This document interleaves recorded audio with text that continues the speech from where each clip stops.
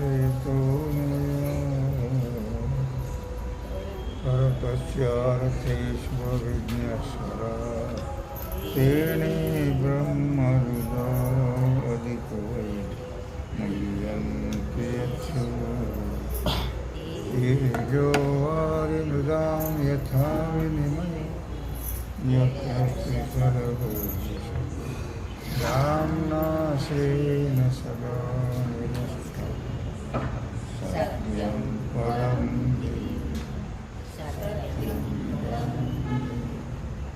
सत्यं परम गोपाल कृष्ण भगवान की जय।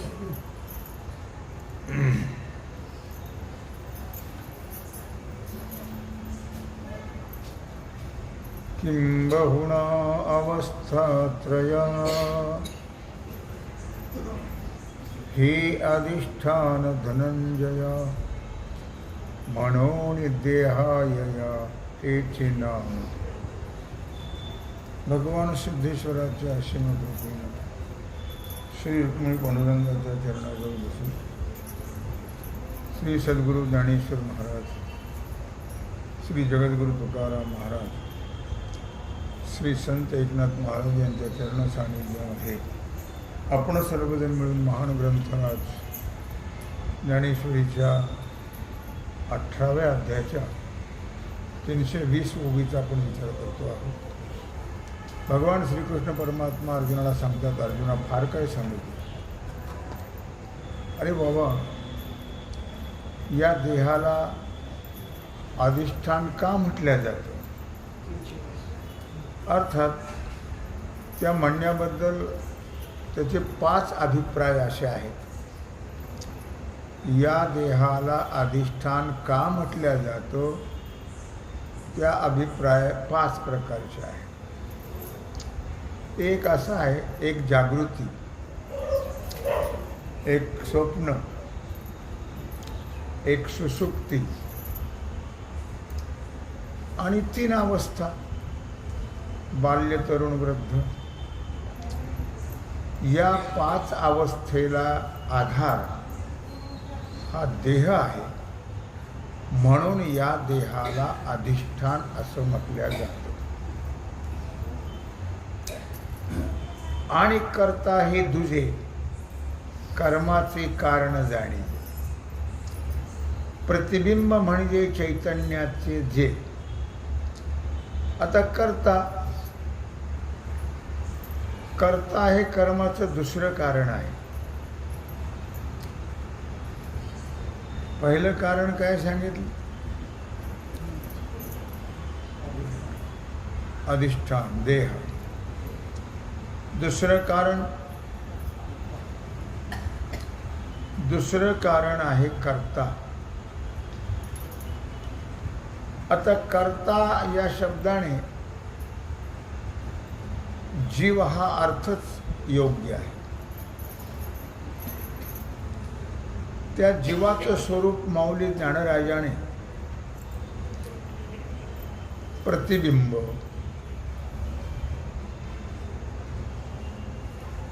कल्पना, आभास असं 3 प्रक्रियेच्या द्वारा माऊली ज्ञानराजाने या जीवाचं स्वरूप सांगितलेलं आहे। त्यापैकी प्रथम प्रतिबिंब क्रिया हे सांगतात। वेदांत शास्त्रामध्ये ब्रह्मचैतन्याचं प्रतिबिंब जीवाला म्हटलेलं आहे। अंतःकरणामध्ये पडलेलं कुटस्थाचं प्रतिबिंब, कुटस्थ साक्षी आत्मा हे ब्रह्मालाच म्हटलेलं आहे। पण जेवढा अंतःकरणाने भाग व्यापला आहे व्यापक चैतन्याचा, त्याला हे नाव आहे। म्हणजे प्रतिबिंब हे ब्रह्मचैतन्याचं आहे, जीव हे प्रतिबिंब आहे। त्याला दृष्टांत असा आहे, आकाशाची वर्षे निरत, ते तळवटी बांधे नाडर, मग बिंबोडी तदाकार होय जीवी। आकाशी, त्याला दृष्टांत दिला, आकाशी वर्षे निर प्रतिबिंबाला, मेघ उपाधिक आकाश, मेघाची ज्याला उपाधी लागलेली आहे ते आकाशातून ढगातून पाण्याचा वर्षाव होतो आणि ते पाणी पृथ्वीवरती तळवटी बांधे निडर, डबक्यामध्ये तळ्यामध्ये अशा प्रकारे पाणी साठलं जातं आणि त्या पाण्यामध्ये आकाशाचं प्रतिबिंब पडलं जातं. आकाश नाही आहे, आकाशाचं प्रतिबिंब हे आकाशासारखंच दिसतं. तसं ब्रह्मचैतन्याच्या अधिष्ठानावर अध्यस्त असलेल्या अविद्येसह अंतःकरणामध्ये त्या ब्रह्मचैतन्याचं प्रतिबिंब पडलेलं आहे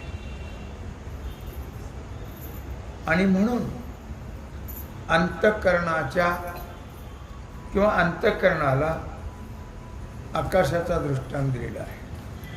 जसं आकाशाचं प्रतिबिंब पडतं पाण्यामध्ये तसं ब्रह्मचैतन्याचं प्रतिबिंब पडतं अंतःकरणामध्ये आणि त्याला नाव आहे जीव. त्या प्रतिबिंबाला का निद्रा भरे बहुवे राया आपण पे ठाऊवे नव्हे, मग स्वप्नीचे सामावे रंकपणे. तर आणखी असा दृष्टांत देतात की निद्रा भरे बहुवे, स्वप्न हे कधीही पडत नाही, गाढ झोपेमध्ये स्वप्न पडते. मग राजाला स्वप्न पडलं आणि त्या स्वप्नामध्ये मी राजा आहे अशी काही त्याला आठवण राहिली नाही. कारण स्वप्नात कोणालाच आठवण राहत नाही मी कोण आहे त्याची. तसं संसार सुद्धा स्वप्नच आहे. मग या संसार स्वप्नामध्ये सुद्धा कुठं आठवण आहे आपल्याला मी कोण आहे त्याची? नाही आहे. मग त्याला स्वप्न पडलं की बुवा मी भिकारी आहे असं स्वप्न पडलं. राजा हे विसरून गेला तो स्वप्नामध्ये. मग तो त्या स्वप्नातल्या दारिद्र्यपणामध्ये समाविष्ट झाला. मी दरिद्री आहे, भिकारी आहे, त्याच्याशी एकरूप झाला. वास्तविक तो राजा आहे पण स्वप्नामध्ये त्याला स्वप्न पडलं की मी भिकारी आहे आणि त्यात तो एकरूप झाला. तसं हे जे ब्रह्मचैतन्य तैसे आपुलेनी विसरे चैतन्याची देहाकारे आभासोनी आविष्करे देहपणे. त्याप्रमाणे ब्रह्मचैतन्यच त्या ब्रह्मचैतन्याच्या आश्रित असणारं अज्ञान आणि त्या अज्ञानाने देहादी उपाधीच्या आकाराने मी देह आहे, मी कर्ता आहे, मी अज्ञानी आहे अशा रूपाने त्याला तो प्रगट होतो. किंवा ब्रह्मच या अंतःकरणामध्ये भास हे मिथ्या आहे, तो खोटं. आरशात प्रतिबिंब पडतं आपल्या मुखाचं, ते खरे खोटं आहे? खरे का खोटं? आरशातलं प्रतिबिंब साध्या गोष्टी आहे, तुम्हाला विचारायलाच नको नाही, आपल्याला सरळ सांगायचं. काय आरशात पडलेलं जे प्रतिबिंब आहे हे खोटं असतं की नाही? त्याप्रमाणे अंतःकरणामध्ये पडलेलं ब्रह्मचैतन्याचं प्रतिबिंब हे आभास आहे ना, खोटं आहे. मग तैसे आपुलेने विसरे चैतन्याची देहाकारे आभासुने आविष्करे देहपणे. मग ते उपाधीच्यामुळे ते स्वतःला विसरून गेलं. ब्रह्म अंतःकरणात मिथ्या जीवाच्या रूपाने आभाषित झालं आणि अहंभावाने स्थूल रूपात या स्थूल देहाच्या ठिकाणी प्रगट झालं आणि मिथ्याच आभास म्हणजे मिथ्या जीव मिथ्या देहाचा अहंकार घेऊ लागला जातो. जया विचाराच्या देशी प्रसिद्धी गा जीवाईशी, जेणे भास केली देहेशी अवघया विषयी. मग जया विचाराच्या देशी. मग गंमत अशी लक्षात ठेवा, या अध्यात्मशास्त्राचा जर विचार केला तर अध्यात्मशास्त्रामध्ये जीव त्या आभासाला म्हटलेलं आहे. अंतःकरणामध्ये पडलेलं जे कुटस्थ साक्षी आत्मा म्हणा, परमात्म्याचंच आहे, ते ब्रह्मच आहे. त्याला नावं दिली तेवढ्या व्यापक भागाला. मग त्याचं जे भट पडलेलं प्रतिबिंब आहे, ते प्रतिबिंब खोटं आहे का खरं आहे? खोटं आहे. आभास आहे ना तो. जीवतव काय खरा असं म्हटलेलं आहे. जीव खरा नाही आहे, जीव हा आभास आहे. आणि त्या जीवाने तुझ्या स्वरूपाशी तुझ्या धर्माशी मरणपर्यंत मी एकरूप राहील असं वचन दिलं. कुणाला? देहाला वचन दिलं. असा सर्व व्यवहार जो आहे तो व्यवहार देहाशी करार केलेला आहे या जीवाने. तसं तर जीवही खोटा आहे आणि देहही खोटाच आहे, पण त्या खोट्याने खोट्याला वचन दिलं ते मी तुला सोडणार नाही, आणि सोडतच नाही देह पडेपर्यंत. जीव कुठं सोडत नाही. आणि मग त्याचा परिणाम काय झाला? प्रकृती करी कर्मे आणि ते मी केल्या म्हणे भ्रमे. मग होतात देहाकडून कर्म, आणि त्याचा अभिमान कोण घेतो? कर्ता. कोण? जीव. कर्ता आहे का? तो नाही. कर्म तर देहाकडून होतो, पण अभिमान मात्र त्याचा हा जीव घेतो. प्रकृती करी कर्मे ती म्या केली म्हणे भ्रमे. भ्रमाने मी केली म्हणतो जाते. ते तेच करता येणे नामे बोली जे जीव. करता करता कोणता? जीव. वस्तुतः देहे इंद्रियादी प्रकृती कर्म करते, परंतु ते कर्म मी केली असा फालतू अभिमान हा जीव घेतो. जीव हा या प्रकरणामध्ये त्याला कर्ता म्हटले जीवाला, आणि तो त्याचा अभिमान घेतो. कार्य करतं एक आणि अभिमान घेतो जीव. कार्य होतं प्रकृतीकडून. मग पाते यांच्या केशी एकीच उठी दिठी जैशी, मोकळी चौरी ऐशी चिरव गमे. यानंतर एकच अखंड असलेली एखाद्या मनुष्याची दृष्टी पापण्याच्या लांब केसामध्ये काय होते? ती प्रगट होते त्या केसात, पापण्याच्या केसात दृष्टी. आणि मग त्या पापण्या उघडल्यानंतर ती दृष्टी प्रचलित होते किंवा दृष्टीनं सर्व काही दिसतं. तेव्हा समोरून पाहणाऱ्याला ती दृष्टी जरी चिरल्यासारखी दिसली तरी ती जसं केसाचा पुंजका जर स्फटिकावर ठेवला तर ते स्फटिक फुटल्यासारखा दिसतो.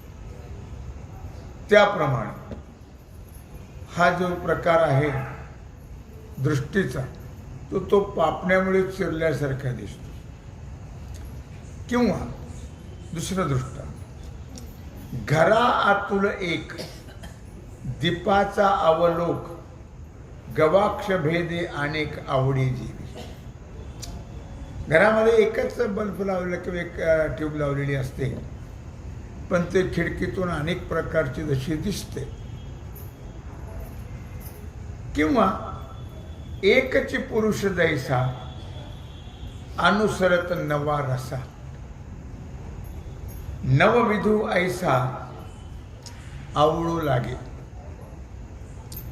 किंवा एकच नट पुरुष जो आहे तो नाटकामध्ये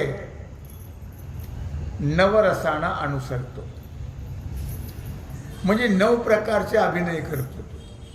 एकच पुरुष, पण त्या अभिनयामुळे तो 9 प्रकारचा वाटतो किंवा 9 आहेत असं वाटतं.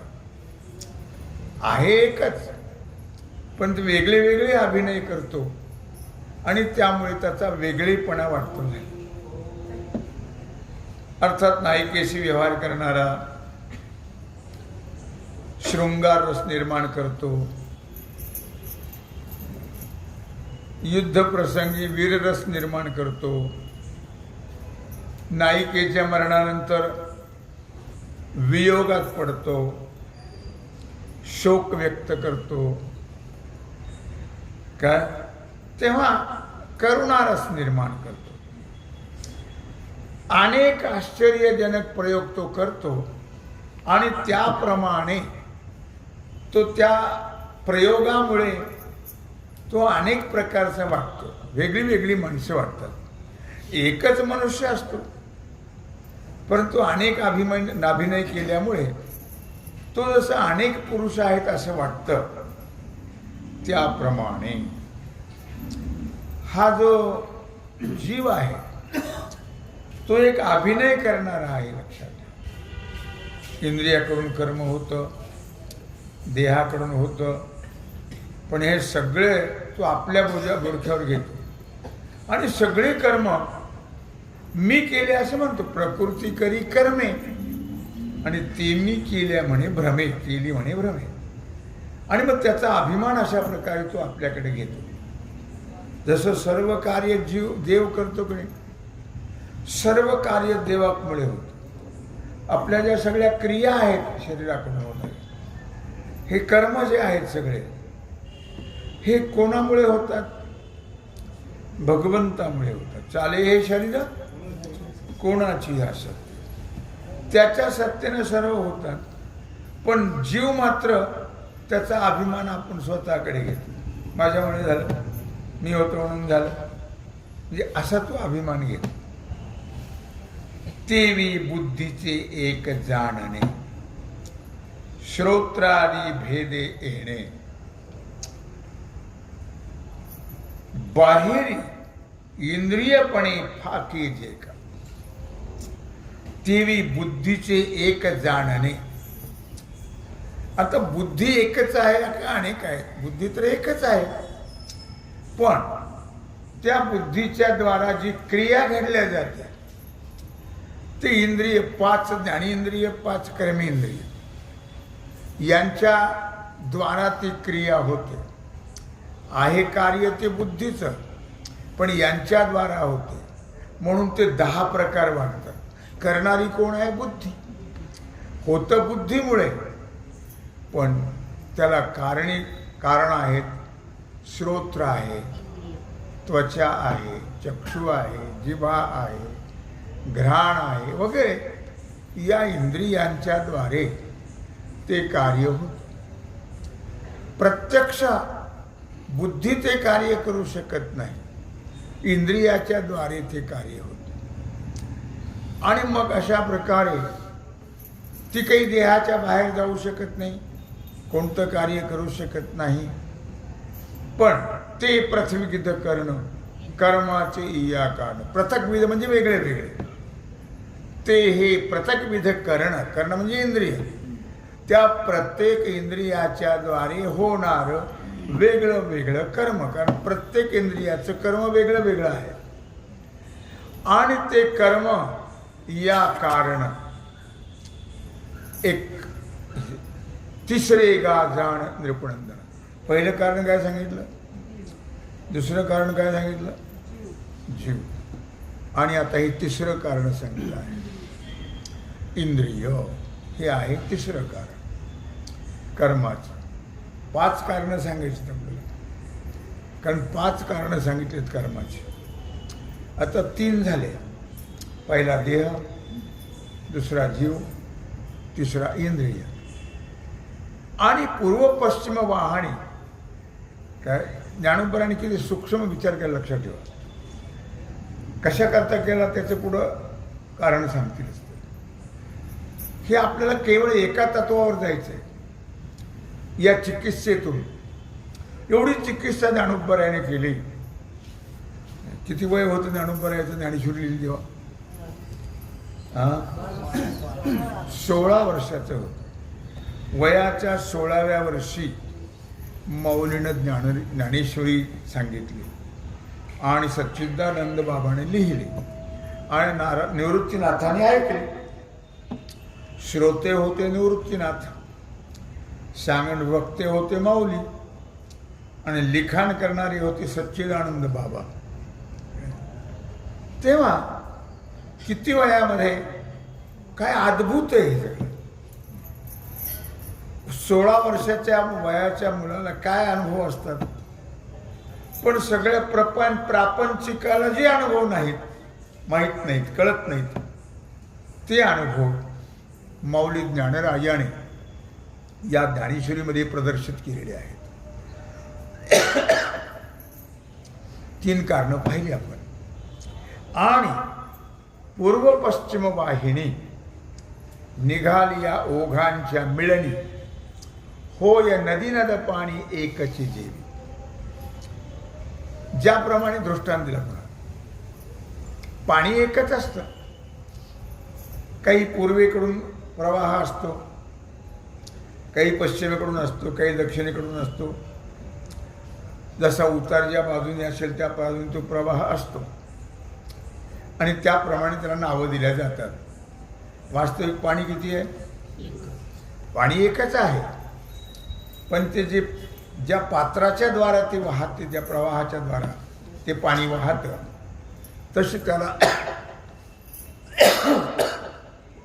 नावं दिल्या जातात.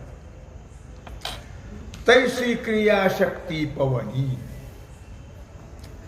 असे जे आन पायनी, ते पडली नाना स्थानी नाना होय.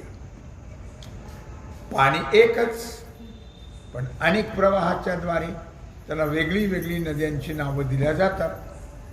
तैसी क्रिया शक्ती पवनी, असे जे आन पायनी, ते पडिले नाना स्थानी नाना होय.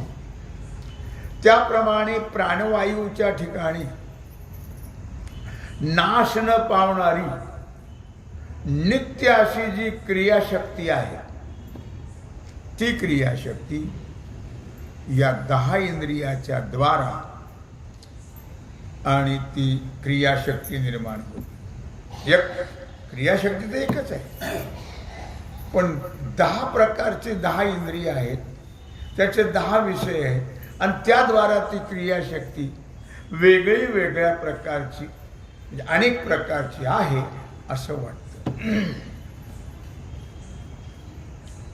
जै वाचे गिरी करी येणे, ते तेचे होय बोलणे. आता आली तरी हाता आली तरी घेणे देणे होय.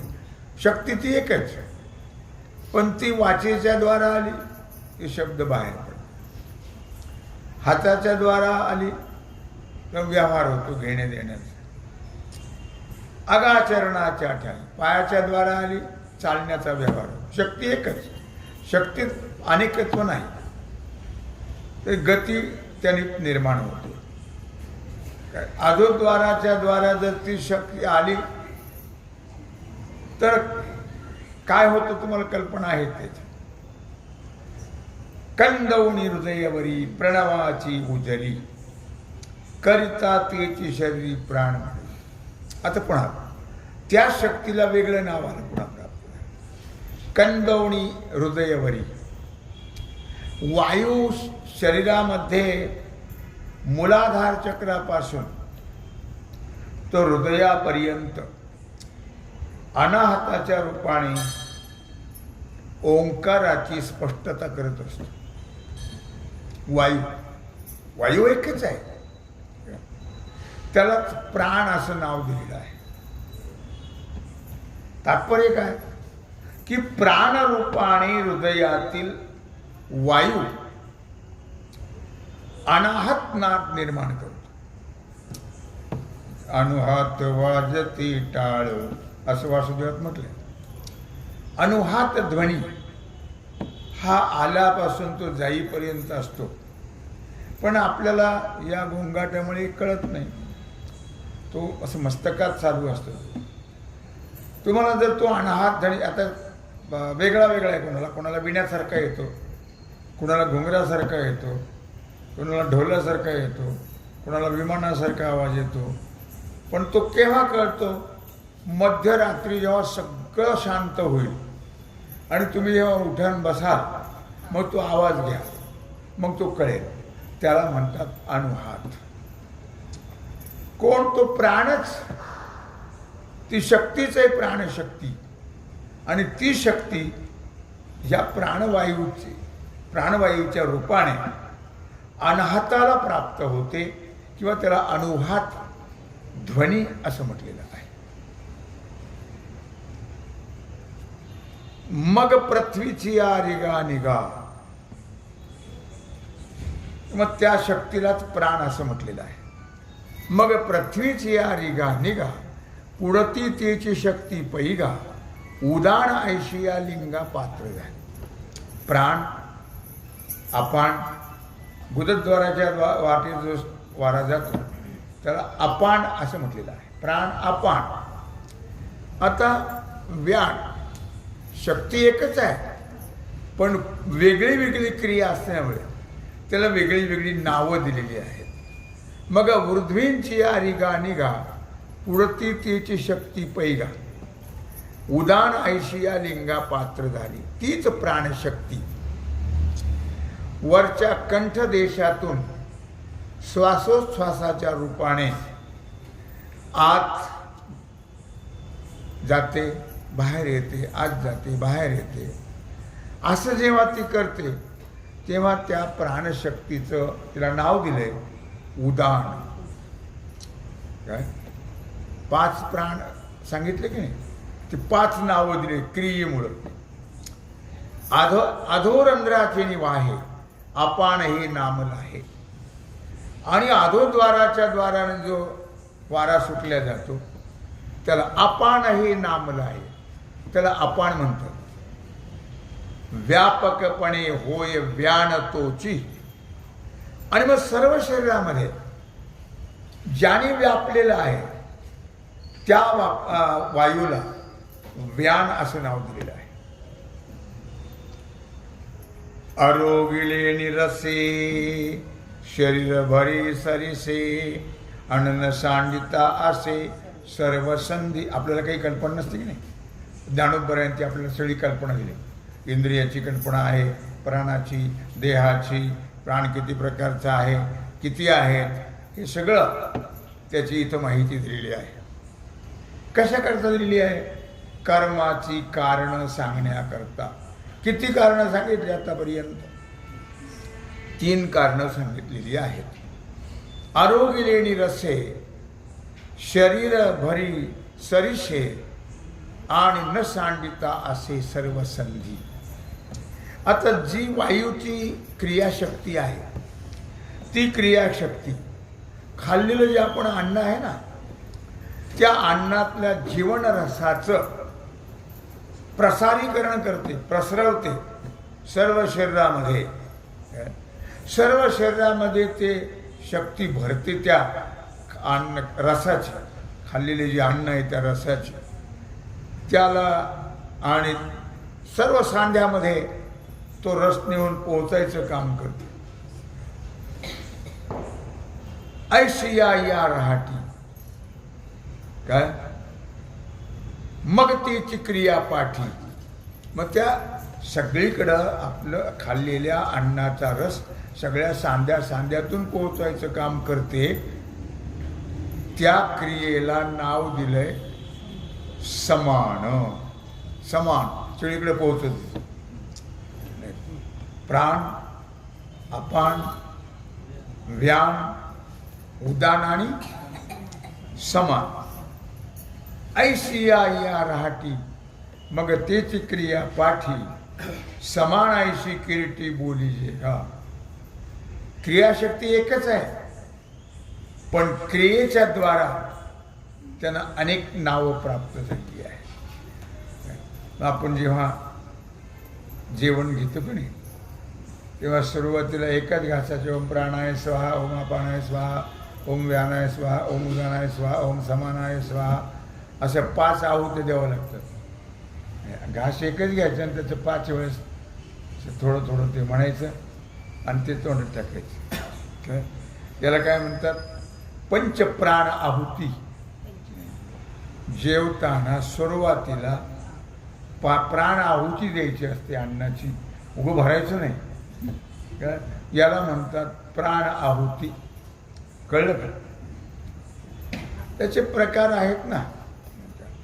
पाणी फिरवायचं म्हणजे मुंगे येतात म्हणून नाही, ते भगवंताला अर्पण करायचं आहे.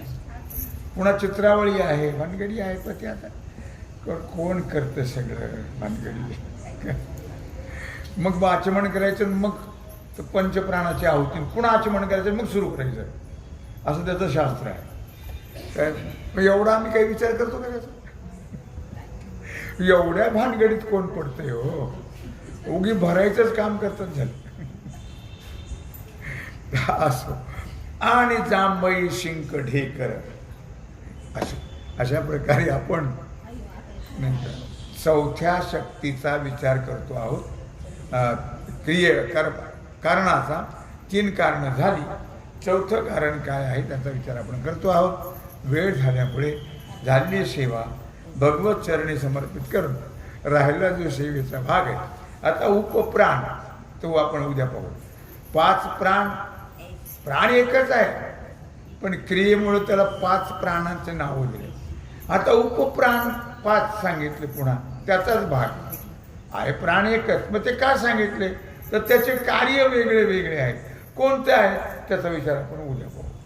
कुंडलिक वरदे श्री ज्ञानदेव. ओम नमः. आता विश्वात्मके